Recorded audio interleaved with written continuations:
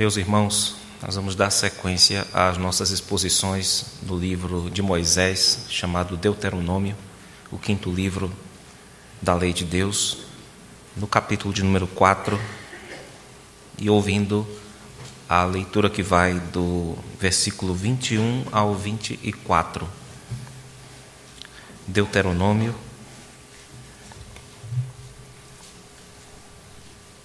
capítulo 4,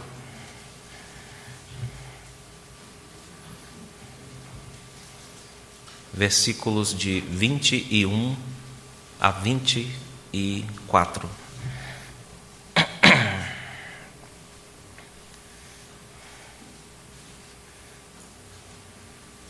Assim nos diz a palavra do nosso Deus. Também o Senhor se indignou contra mim por vossa causa e jurou que eu não passaria o Jordão e não entraria na boa terra que o Senhor teu Deus te dá por herança. Porque eu morrerei neste lugar, não passarei o Jordão, porém vós o passareis e possuireis aquela boa terra. Guardai-vos, não vos esqueçais da aliança do Senhor vosso Deus, feita convosco, e vos façais alguma imagem esculpida, semelhança de alguma coisa que o Senhor vosso Deus vos proibiu. Porque o Senhor, teu Deus, é fogo que consome, é Deus zeloso. Amém. Meus irmãos, essa porção da palavra de Deus que acabamos de ler e de ouvir, ela retoma uma proibição divina de fazer imagens e de prestar cultos a essas imagens. Esse é um alerta contra aquilo que chamaremos, baseados no versículo de número 23 e também o versículo 9, já foi tocado nesse assunto, nós chamaremos isso de amnésia espiritual, ou de esquecimento espiritual, uma possibilidade muito constante na vida do povo de Deus. Basicamente, essa amnésia consiste em se esquecer de Deus primeiro, de quem é Deus, da obra de Deus no mundo, da obra de Deus entre o seu povo. Depois disso, vem como consequência o esquecimento da própria identidade, a pessoa já não sabe mais quem ela é, porque já não sabe mais quem Deus é. E depois disso, nós temos o fato de que a pessoa fatalmente assume outras lealdades, ela assume outros deuses. Então é esse esquema que Moisés quer livrar aqui o povo de Deus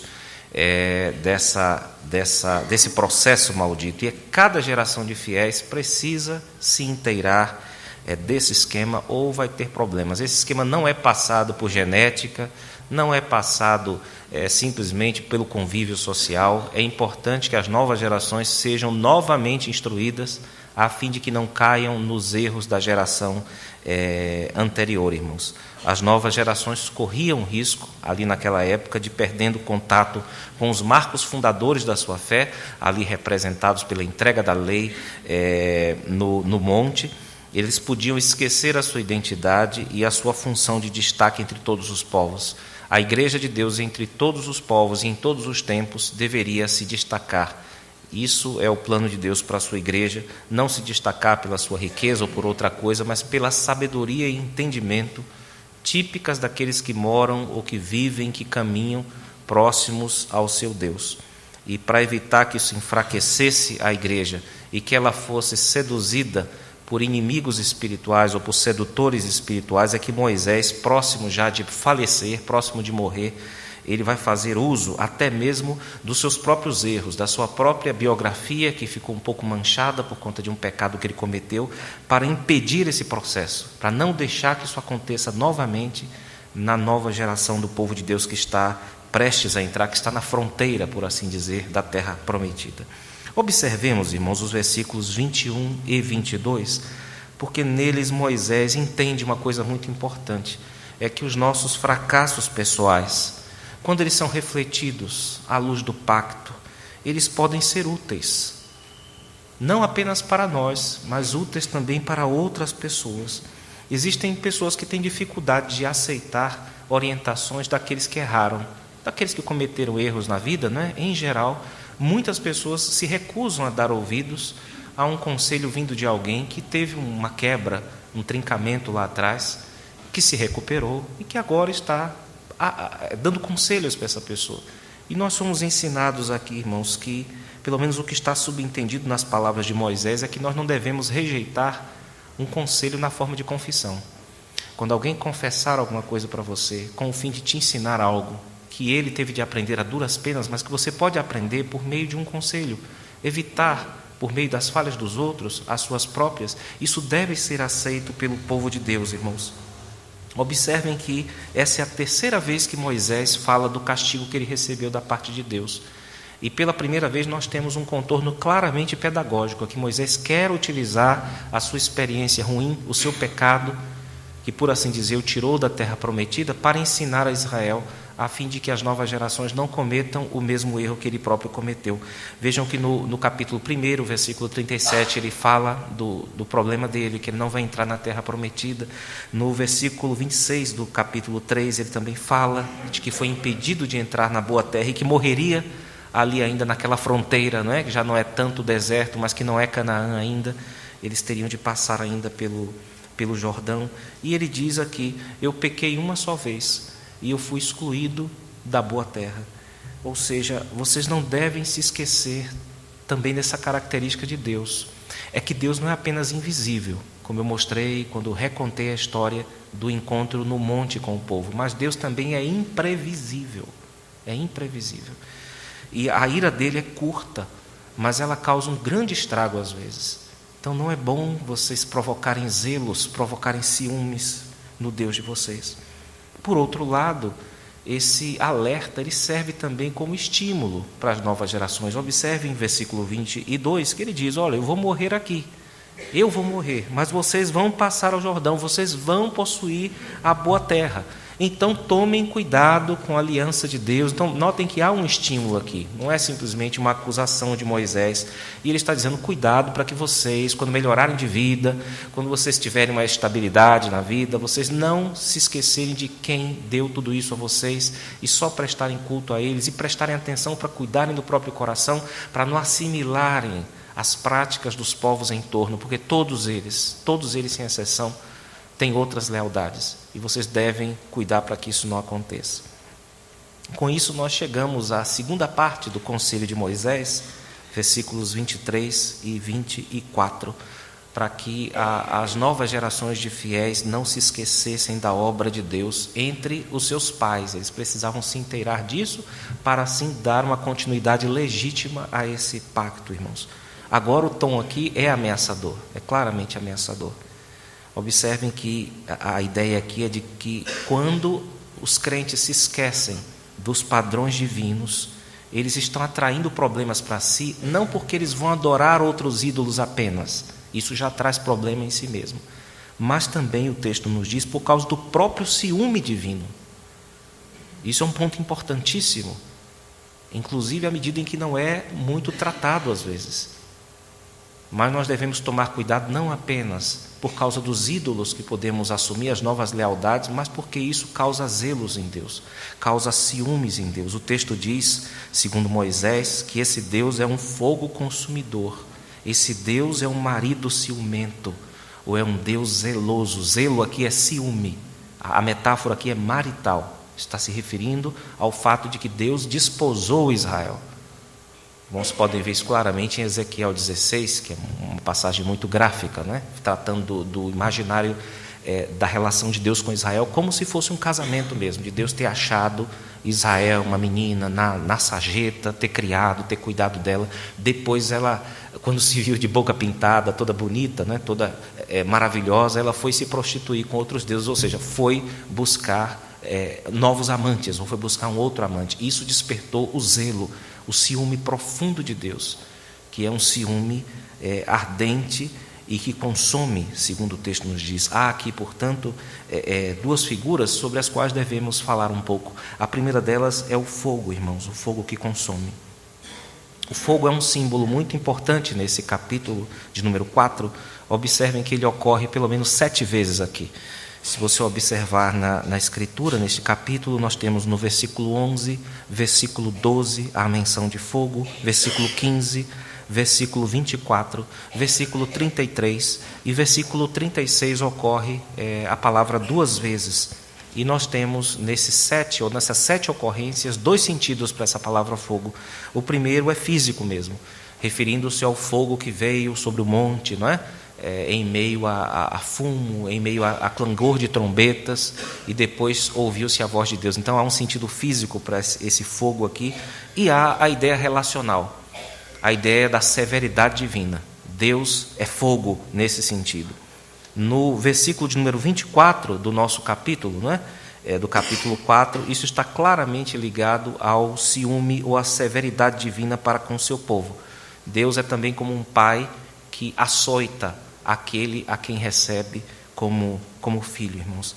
E essas 2 figuras juntas, a ideia de um Deus que é fogo consumidor e a ideia de um Deus que é ciumento, elas nos ensinam que provocar a Deus é como brincar com fogo. Vocês já ouviram, no decorrer da vida de vocês, diversas histórias de quem brinca com fogo. Às vezes dá só uma queimadurinha, é até engraçado. A pessoa ri, muitas vezes para não chorar, porque dói mesmo assim. Mas vocês sabem também de gente que começou brincando com fogo e acabou carbonizada. E da primeira vez, ou da segunda, não precisa brincar 10.000 vezes, para no final, não é uma gradação assim totalmente controlável, não. Os irmãos sabem disso. Então, a ideia de que brincar com Deus, às vezes você brinca uma vez só e se dá muito mal. Às vezes você brinca 3, 4, 5 vezes. Essa é a ideia aqui, conjugando os 2 símbolos, as 2 ideias aqui de um ciúme ardente e cheio de fogo. O exemplo clássico, talvez, nós temos desse ciúme divino, que é mortal, não nos esqueçamos disso, é o exemplo do bezerro de ouro, não é? Nós normalmente nos esquecemos de que nesse episódio do bezerro de ouro, quando Deus foi trocado, no ato mesmo em que ele estava amando o seu povo, entregando uma lei para ele, falando com Moisés, conversando com Moisés para entregar uma lei ao povo, enquanto ele estava fazendo isso, o povo estava se prostituindo, deitando na cama de outros amantes, de outros deuses. E quando Moisés desceu, Deus deu uma ordem a ele: olhe, convoque os levitas e vocês vão matar muita gente hoje aqui. Muita gente vai morrer do meu povo por causa do meu zelo, porque eu tenho ciúme. Eu não aguento ver o meu povo na cama com outro. Não é interessante isso? Esse é um aspecto interessante do amor divino. Do amor divino. É o seu profundo ciúme que chega mesmo a dar em morte, irmãos. Que chega a dar em morte. Apesar dessa rispidez, irmãos, essas palavras não deixam de ser também um conforto para a nova geração. É porque, como eu disse, no fundo, esse ciúme mortal de Deus é uma expressão perfeita do seu amor, irmãos. Porque todo ídolo que a igreja adore, todo ele, vai causar a ela ferimentos, vai causar a ela danos, vai prejudicar profundamente a sua vida. E quando Deus tem essa energia tão forte para combater os ídolos, é porque Ele ama a sua igreja, porque Ele quer cuidar da sua igreja, é que Ele quer purificar a sua igreja. Então, portanto, essa ameaça divina, ela no fundo é um movimento de proteção da parte de Deus para com a vida dos fiéis, a fim de que o mal seja contido. Todo mundo sabe que um amante traz um dano incalculável na vida de uma mulher, na vida de um homem, enquanto que o seu marido e a sua mulher podem lhe fazer um bem igualmente incalculável. O mesmo princípio é aplicado à relação entre Deus e o seu povo, irmãos. Irmãos, uma das doutrinas cristãs mais conhecidas é aquela que diz que Deus está intensivamente, completamente em todos os lugares. Essa doutrina, ela é conhecida certamente por muitos, como a doutrina da onipresença de Deus. Infelizmente, a nossa fé é fraca, o nosso mundo é caído, e essa doutrina, quando processada por nós, está sujeita a diversos problemas, a diversas dificuldades da nossa parte, irmãos. Hoje, por exemplo, muitos só conseguem conceber a presença de Deus se eles sentirem alguma coisa. Se as pessoas não sentirem a presença de Deus, para elas, Deus não está presente. Vejam que isso é um super problema, não é? Ou seja, há uma afirmação de que Deus está em todos os lugares, de que os olhos do Senhor estão em toda parte, de que o Senhor Deus, todas as coisas existem em Deus, são sustentadas por Deus, etc, etc.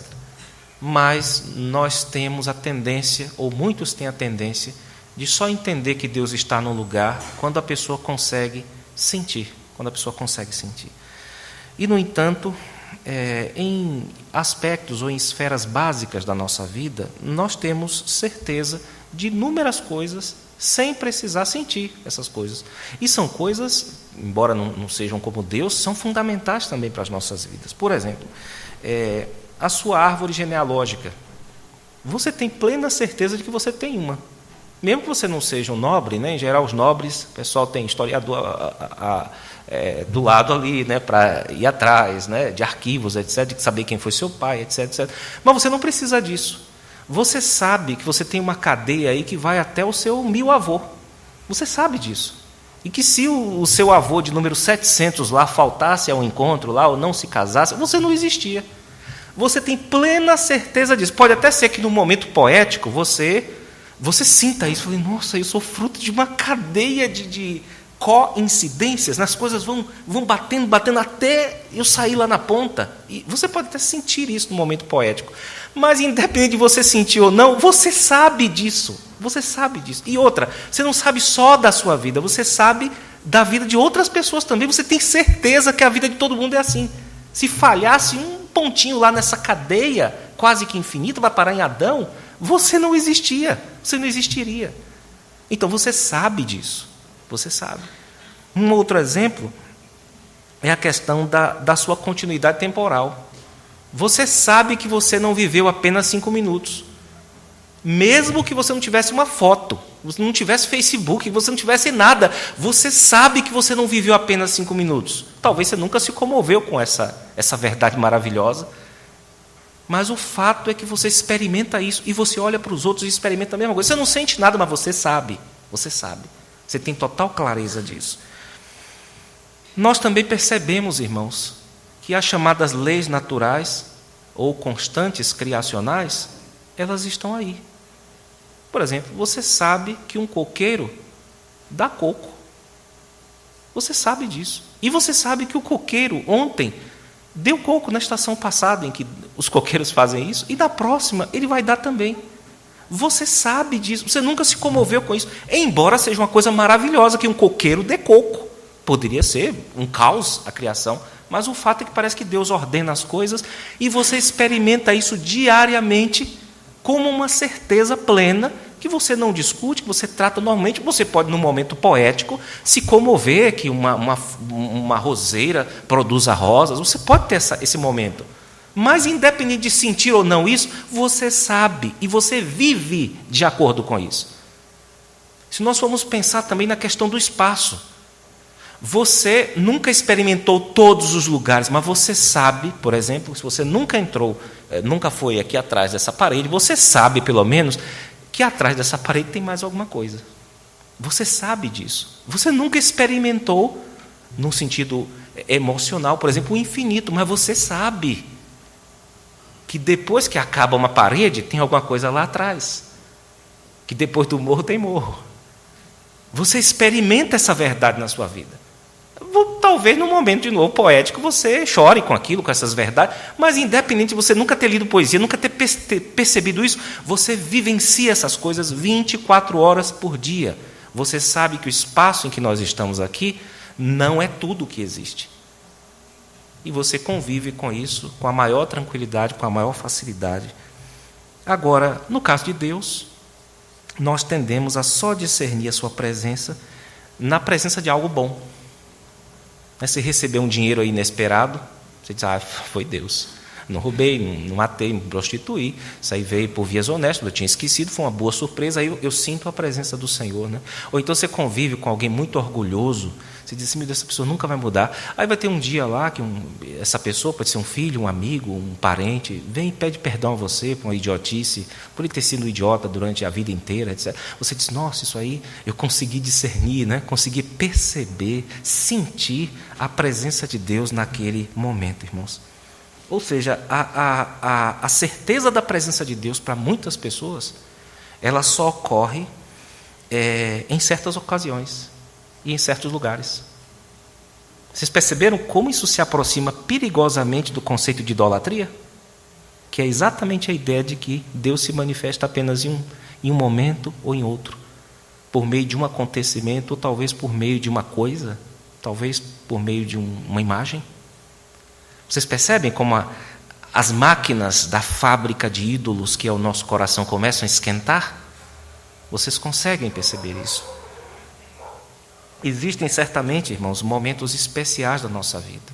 Por exemplo, aqui na nossa escola dominical, nós constantemente pedimos aos irmãos que receberam bênçãos especiais, né, que venham aqui à frente com uma manifestação de que dão glória a Deus também por isso. Mas essas bênçãos de Deus, elas são manifestações, ou são prova dessa manifestação, não são prova da presença de Deus. Se você não receber nenhuma bênção especial essa semana, não significa que Deus não esteja com você, significa talvez que você não tenha sentido isso. Mas uma coisa é o que você sente, outra coisa é o que a realidade, ou o que a palavra de Deus diz acerca da realidade. E essa realidade é chamada doutrinariamente de onipresença de Deus. Deus está em todos os lugares. E Deus não é um ser simplesmente externo a nós, como se fosse mais um dentre todas as coisas que existem. Por exemplo, se você abrir sua Bíblia em Atos 17 ou em Romanos 11, versículo 33, você vai ver um condensado doutrinário, quando Paulo fala, olha, em Deus nós nos movemos, em Deus nós existimos.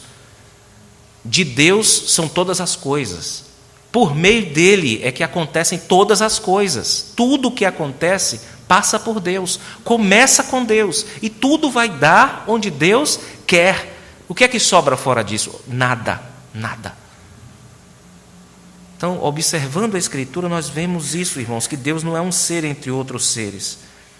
E se nós não entendermos esse exemplo e esse ensino simples, nós vamos ter dificuldade de captar formas sutis de idolatria e vamos acusar os suspeitos de sempre, né? Dinheiro, poder, sexo, drogas, rock and roll, essas coisas. Nós vamos sempre eleger aqueles ídolos batidos e vamos esquecer das formas mais sutis. E isso só pode acontecer, irmão, se nós cultivarmos esse senso da onipresença do Senhor. E é isso que vai nos fazer perceber algumas idolatrias sutis que podem estar nos assediando. Eu vou lhes apresentar 5 delas como exemplo. Por exemplo, quando você se sujeita a uma opinião antibíblica dada por uma pessoa, e você faz isso porque você tem medo da pessoa. Pode ser um professor, pode ser um amigo mais inteligente, um ateuzão. Quando você passa a concordar com as ideias dele, por que isso é idolatria? É simples, porque primeiro você se esqueceu de Deus e da sua palavra. Segundo, você se esqueceu de quem você é. E terceiro, você elegeu outra lealdade. Pelo menos naquele momento, você passou a ser leal ao argumento do adúltero, né? Do amante. Isso é idolatria, irmãos. É uma forma sutil. Voa abaixo do radar. Não é normalmente detectada como idolatria, mas é. Outro exemplo, quando você percebe que quer dinheiro, não para suprir suas necessidades, mas para ter mais controle da sua própria vida e da vida de outras pessoas. A mesma coisa, você esqueceu de Deus, você esqueceu de quem você é, sua missão na terra, e você passou a assumir outras lealdades. Você abraçou uma mão pelos pés, como alguém que de fato o adora. Quando você substitui o arrependimento bíblico pelo remorso, ou seja, o arrependimento bíblico como uma abertura, como uma homologação, ou seja, uma confirmação. Deus disse, é pecado, você diz, é pecado, Senhor. Isso aqui que eu fiz é pecado, porque o Senhor diz que é pecado. Isso é arrependimento, é confirmar aquilo que Deus disse. Quando você não confirma o que Deus diz, e você começa a se morder ou se remorder, que esse é o significado de remorso, o que é que você está fazendo? Você está trocando o método de Deus pelo seu. Você esqueceu de quem é Deus, da misericórdia, do amor de Deus. Você esqueceu de quem você mesmo é em relação a esse Deus. E você está assumindo novas lealdades. Isso também, irmãos, é um modo sutil de idolatria. Quando você descobre que você é uma pessoa supersticiosa. Esses dias eu li um artigo muito bom chamado O Presbiteriano Supersticioso. Sim, é um clássico, é maravilhoso, porque pega a gente de surpresa, né? Fala, presbiteriano não pode, né, ter superstição. Superstição é atribuir poderes sobrenaturais a coisas ou pessoas, né? Que realmente não têm esses poderes, né? Como é o caso, por exemplo, do gato preto, né? Do espelho quebrado, passar debaixo de escada, etc, etc. Mas isso também pode ser estendido a um professor, por exemplo, que te odeia, né? E que você atribui ali um poder dele quase te jogar no inferno, quando na verdade ele só tem um poder de te dar uma nota baixa e olhe lá, né? Ou então um chefe, que também para você é um grande monstro, mas na verdade o sujeito é só um pecador, que está em termos do cargo por cima de você, não é? E você, apavorado, esquece de que existe um Deus que controla e que é providente, que controla tudo, inclusive os objetos da sua superstição. Deus controla os gatos pretos, Deus controla os espelhos quebrados, Deus controla as escadas, Deus controla o seu chefe, Deus controla as pessoas que te metem medo. Não existe ninguém autônomo no universo, irmãos. Não existe, irmãos. Todo mundo que está na sua vida que te incomoda, está aí por causa da providência de Deus. Nada nos acontece por acaso, mas unicamente por seu cuidado paternal. Então, quando você teme uma pessoa dessa, é a mesma coisa que você está temendo um espelho quebrado, né? É a mesma coisa. Porque você simplesmente está sendo um cristão supersticioso. Alguém que acha que existe uma força, mesmo pequena no universo, independente de Deus, independente do controle de Deus. Então, um crente supersticioso é um crente que, na prática, não acredita na providência de Deus. Que essa providência de Deus é pervasiva, ela engole tudo. Ela controla todas as coisas. Então, isso também, irmãos, é o quê? É esquecimento de Deus. Isso é esquecimento de quem nós somos, dentro do plano da providência de Deus. E, ao mesmo tempo, é você abraçar outra lealdade, um ídolo que mete medo e que, portanto, tem poder de te controlar. A constatação calvinista de que o coração humano é uma fábrica de ídolos é considerada por muitos teólogos como uma das declarações mais profundas acerca da nossa natureza, irmãos. Infelizmente, não é difícil para nós escorregar da fé na providência divina, na palavra de Deus, e escorregar para os nossos 5 sentidos. Mas Moisés, nesta noite, nos ensina a lidar com isso, primeiro cultivando a lembrança de que Deus está sempre conosco, mesmo que nós não sintamos isso. Uma coisa é o que você sente, outra coisa é o que existe. Às vezes, essas coisas podem estar conjugadas, podem estar convergentes mutuamente. Às vezes não. E frequentemente não está. Então, Moisés nos alerta para isso, para o cultivo dessa lembrança de quem Deus é. E também ele nos alerta a guardar o coração de flertar com amantes espirituais, irmãos. Lembrando de suas palavras finais, de que Deus é ciumento. E nós não devemos confundir isso com birra de marido imaturo. Nós devemos entender isso como a prova de que o amor de Deus, como nós cantamos, é singular. Também por causa disso. Porque Deus tem um ciúme de matar. Isso é importante nós entendermos dentro do esquema geral da providência e do amor de Deus. E esse ciúme de Deus está enraizado no seu caráter. E Deus é amor, irmãos. E esse amor é capaz de ferir sem maltratar. E livrar também a sua esposa amada de experimentar o ódio dos amantes malignos, dos ídolos, que são tantos quantos aqueles produzidos pelo coração humano. E esses ídolos constantemente irão nos assediar, e é por isso que esse alerta de Moisés não está apenas no Antigo Testamento, mas João fecha a sua primeira epístola dessa maneira misteriosa, mas que eu acho que esse texto de Moisés lança muita luz, né? Filhinhos, guardai-vos dos ídolos. Tomem cuidado, porque é muito fácil se esquecer de Deus, é muito fácil esquecer de quem você é, e é muito fácil assumir outras lealdades. Que Deus nos assista, irmãos, que Deus nos ajude. Amém.